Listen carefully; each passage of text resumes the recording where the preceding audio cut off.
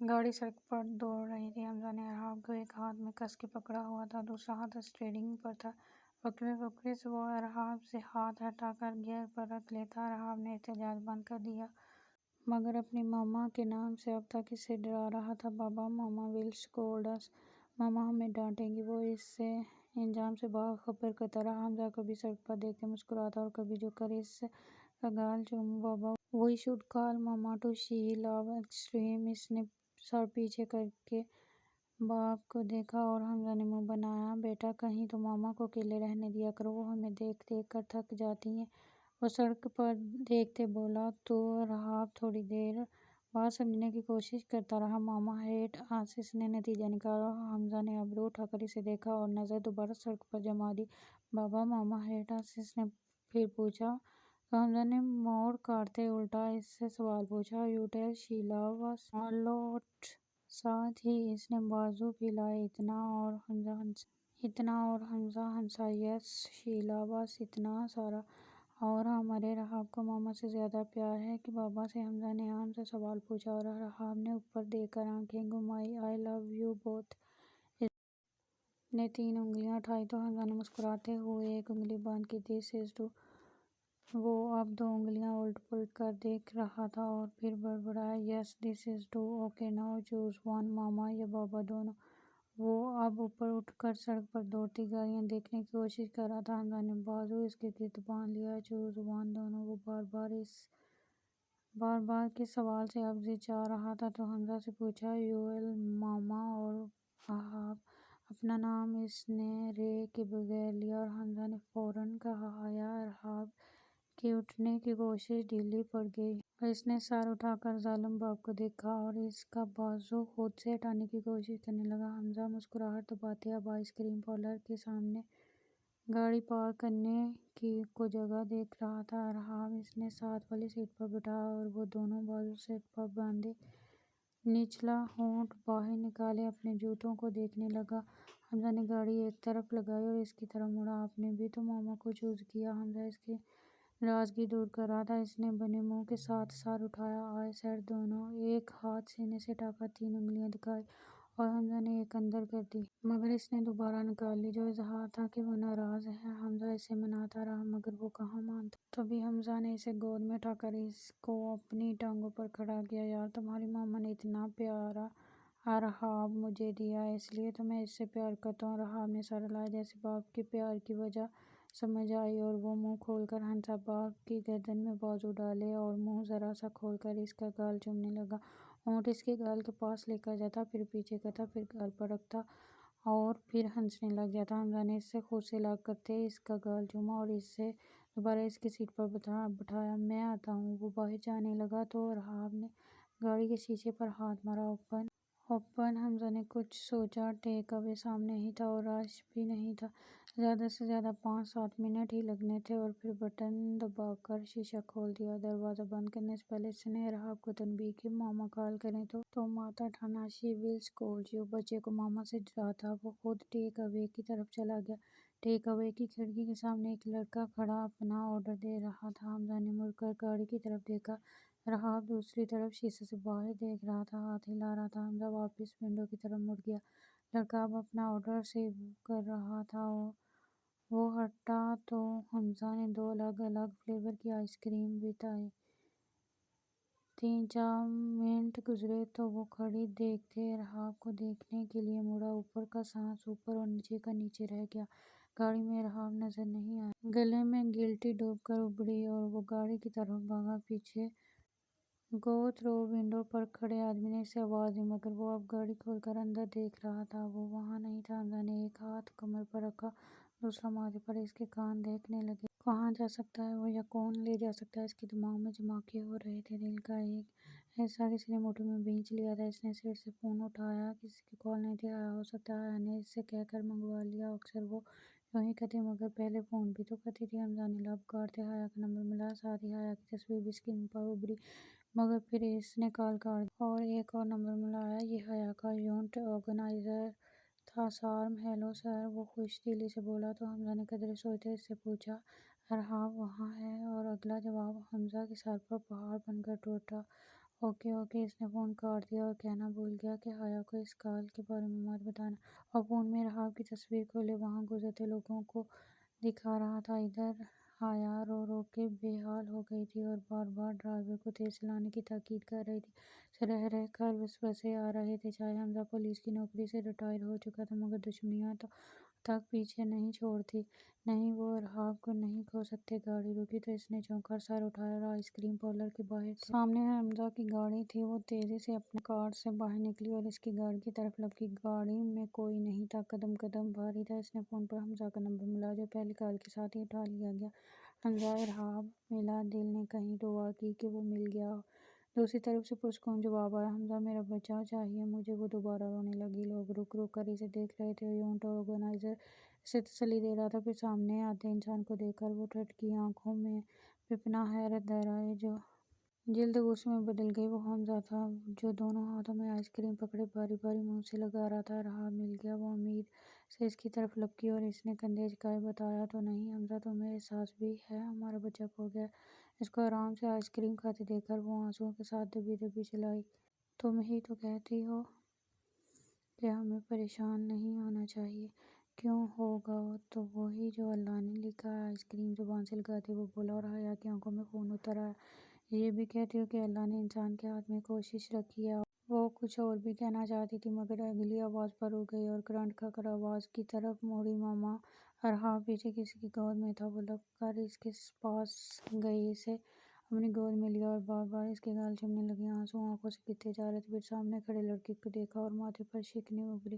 شیری! وہ واپس حمزہ کی طرف مڑی اور اس نے فوراً نشانے جھکائے اور دوبارہ آئس کریم کھانے لگ گیا۔ شیری کا جسم پہلے سے بھرا ہوا تھا، چہرے کی رونق کئی گنا بڑھ چکی تھی اور حمزہ کی طرف ہلکی داڑھی تھی، مگر حمزہ کی عمر کے ساتھ ہونے والی تبدیلیوں اور میچورٹی نے حمزہ کو زیادہ پرکشش بنا دیا تھا۔ غصے سے پھپھی شیری کو گھور رہی تھی جب اپنے بالوں میں ہاتھ پھیر کر معذرت کر رہا تھا۔ میں ابھی 15 منٹ پہلے ایئرپورٹ سے آیا تھا، رحاب سے ملنے کا دل تھا تو حمزہ بھائی کو کال کی۔ فون رحاب نے اٹھایا اینڈ کس کو نہیں پتا حمزہ بھائی کو کہاں کی آئس کریم پسند ہے، میں پاس ہی تھا تو آ گیا۔ شیری نے بڑے احتیاط سے سارا ملیہ حمزہ پر گرا دیا۔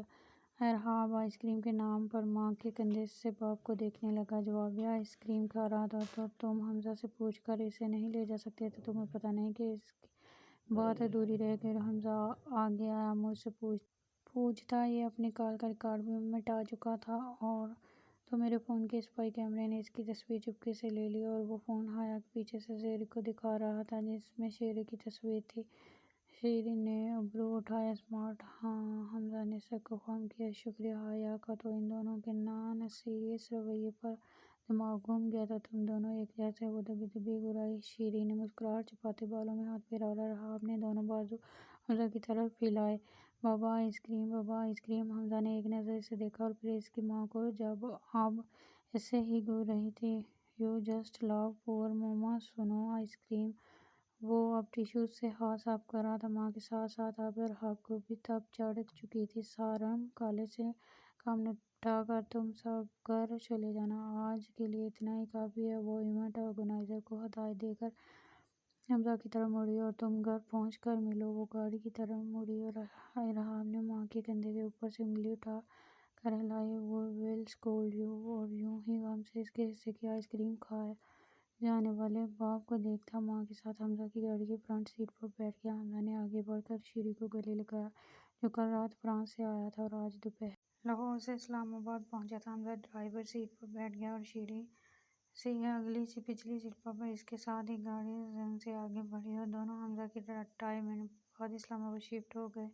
گالیہ فنش کیا اور ادابر اور ارون بھی اپنے پاس بلا لیا۔ پہلے انہوں نے منع کر دیا مگر حیا اور حمزہ کی روز کے فون کالز اور خود جا کر کنونس کرنے کی کوشش کامیاب ہوئی اور دونوں ان کے پاس ہی آ گئے۔ حمزہ اپنی فیملی کو پرانی سانس سے دور رکھنا چاہتی تھی، تب بھی لاہور چھوڑ کر دارالحکومت میں آیا باہر عصر ہو رہی تھی اور دن بھی خاصا روشن تھا مگر اس 6 کمروں کے بنگلے میں اندھیرا تھا۔ ساری بتیاں بجھائے وہ دونوں لاؤنج میں بیٹھے تھے اور حمزہ کی کلاس وہ گاڑی میں ہی لے چکی تھی اور اب وہ رحاب سے کہہ رہا تھا۔ ٹی وی پر آئس کریم کا کمرشل آیا اور رحاب نے ممنوع کر حمزہ کو دیکھ کر اپنے خالی ہاتھ دکھائے، بابا آئس کریم۔ حمزہ نے حیا کو دیکھا جو اب ان کو ہی دیکھ رہی تھی اور مسکراہٹ دباتے رحاب کے نئے ہاتھ اپنے ہاتھوں میں لے کر نیٹھے ہاتھ اپنے ہاتھوں میں لے کر باری باری اس کی ہتھیلیاں چومی۔ کل بابا اور رحاب آئس کریم کھانے جائیں گے۔ اوکے ماما۔ اس نے ماں کو دیکھا، حمزہ نے حیا کو دیکھا، چہرے سے غصہ اب بھی جھلک رہا تھا۔ اچھا یار بس کرو، بتاؤ تو رحاب ضد کر رہا تھا۔ استغفار۔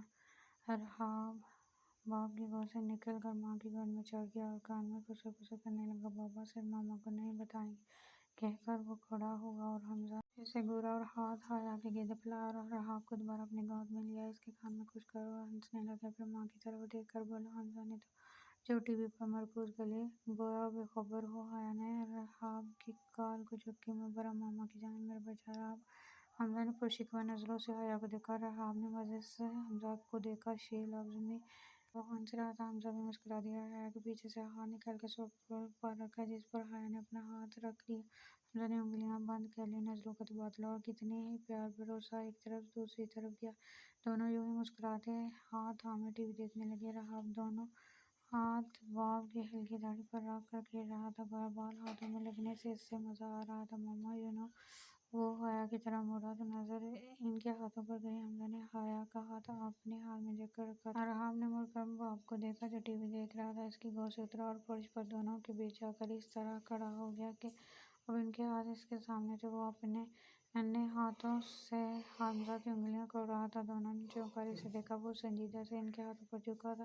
ان کو اپنی طرف دیکھ کے اس نے سر اٹھایا اور حمزہ کی طرف منہ نکال کر بولا، یو آر ہرٹنگ ماما۔ حمزہ نے اچھا پے سے دیکھا۔ حیا بولی، نہیں بیٹا بابا نیور ڈو سو، مگر وہ اب بھی حمزہ کی انگلیاں کھول رہا تھا اور بار بار خفا نظر حمزہ پر ڈال رہا تھا۔ Mama I am talking to you بابا۔ اس نے ہاتھ اٹھا کر ماں کو تسلی دی۔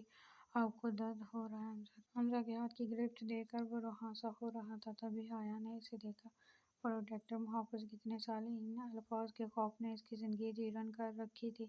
حیا نے سر ہلا کر اس سے بھروسہ دیا اور اپنے ہاتھ کی گرفت بڑھا دی۔ ہر مرد کو اپریسیشن چاہیے ہوتی ہے۔ وہ چاہتا ہے کہ اسے سراہا جائے اسی طرح جیسے عورت چاہتی ہے کہ اسے عزت دی جائے۔ تبھی حیا اس کے ہر کام کو سراہتی ضرور تھی اور یہ تو پھر بھی حمزہ کا خوف تھا، اپنوں کی حفاظت نہ کر پانے کا خوف۔ رحاب اب بھی ہاتھ کھولنے کی کوشش کر رہا تھا۔ آئی ایم یور پروٹیکٹر، وہ بڑبڑایا اور حمزہ کی لب مسکراہٹ میں ڈھلے۔ اس نے حیا کا ہاتھ چھوڑا اور رحاب کو گود میں بٹھا دیا، اس کا سر اپنے سینے سے لگایا اور دوسرا بازو حیا کے گرد پھیلایا اور اس نے نزدیک ہوتے ہی اپنا سر حمزہ کے گرد ٹکا دیا۔ حمزہ نے دونوں کو اپنے بازو میں سمیٹا، خود میں چھپا لیا اور رحاب کے پاس سر گوشی کی، میری Jan Baba is your protector, میں تم دونوں کو کبھی کچھ نہیں ہونے دوں گا۔ اس نے اپنے سینے میں چھپے رحاب کے گال کو چوما اور پھر ہونٹ حیا کے بالوں پر رکھے۔ آئی لو بوتھ آف یو، اور ان کو خود میں چھپاتا جا رہا تھا۔ رحاب نے بھی اپنے ننھے بازو اس کے گرد باندھ دیے۔ باہر اندھیرا پڑتا گیا اور تینوں یوں ہی بیٹھے رہے۔ رحاب اب ہل بھی نہیں رہا تھا، شاید سو گیا تھا۔ کھانا بنانا ہے؟ حیا آہستہ سے بولی۔ حمزہ نے چونک کر آنکھیں کھولی۔ باہر سے منگوا لیں گے؟ وہ نہیں چاہتا تھا حیا اٹھ کر جائے، شیری آیا ہوا۔ اچھا نہیں لگتا باہر سے منگوانا، وہ اسے نرمی سے بولی۔ حمزہ نے گرفت مضبوط کر دی اور حیا نے سر اٹھا کر اسے دیکھا، پھر رحاب کے بال سہلائے۔ رحاب وہ نہیں ہلا۔ حمزہ نے تھوڑا ایک طرف کر کے اس کا چہرہ دیکھا، اس کی آنکھیں بند تھیں۔ سو گیا وہ اب حیا کے بالوں میں ہاتھ پھیر رہا تھا۔ اچھا لاؤ میں اسے اندر کمرے میں لٹاؤں۔ وہ اٹھ گئے اور حمزہ نے دوسرا ہاتھ بھی رحاب کے گرد باندھ لیا۔ ہم ٹھیک ہیں، ایسا مت کرو حمزہ، چھوڑ دو اسے، تم بھی تھک گئے ہو۔ پھر مصنوعی خفگی سے اسے گورا۔ آئس کریم کھا کر وہ ہنسا اور رحاب کو اٹھانے کے بعد، جاؤ اتنا مت کیا کرو حمزہ، تھوڑا دو اسے، تم بھی تھک گئے ہو۔ پھر مصنوعی خفگی سے اسے گورا۔ آئس کریم کھا کر ہنسا اور رحاب کو اٹھانے کے لیے جھکی۔ حیا کے گرد بالوں کے اس کے کان کے پیچھے اڑے سا اور ہاتھ گال پر رکھا۔ نظروں سے نظر ملی تو وہ بولا، میں تم لوگوں کو پیار کرتے کرتے کبھی نہیں تھکتا۔ ہائے حمزہ سر، آپ کتنے بدل گئے، کبھی آپ میرے سے دور بھاگتے تھے۔ وہ ہنسی اور حمزہ نے کندھے جھکائے۔